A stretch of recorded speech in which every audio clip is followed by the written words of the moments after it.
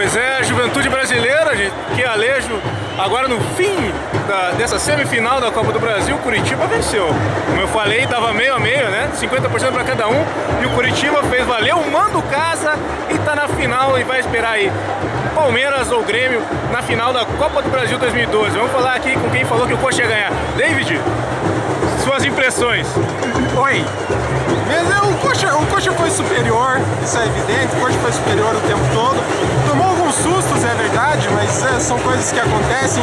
O São Paulo veio com uma postura defensiva no início do jogo para tentar marcar, para tentar segurar o Coritiba, mas o Coritiba na bola aérea conseguiu os 2 gols que precisava, só o necessário para chegar na final da Copa do Brasil. Para quem não acreditava, tá lá.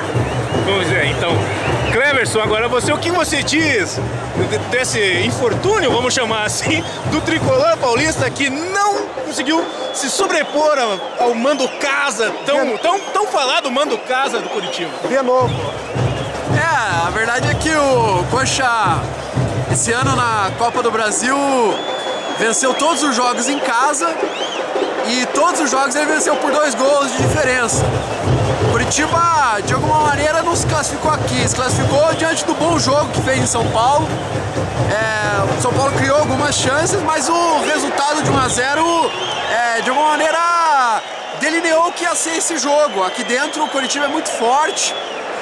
O Curitiba passou, antes de perder para o Botafogo, passou 10 meses sem perder. A última derrota do Curitiba tinha sido exatamente para o São Paulo aqui, ou seja, o Coxa perde muito pouco em casa. E o São Paulo é um time muito inconstante, tem seus problemas e, quer dizer, eu acho que é justo e, enfim. E o Lion?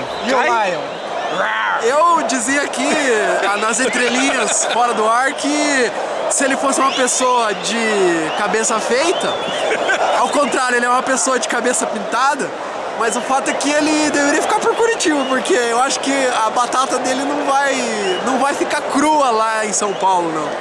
Então é com a batata do leão assando, com Curitiba na final da Copa do Brasil, que a gente encerra esse tchananã aqui. Valeu, beijo no cérebro, galera.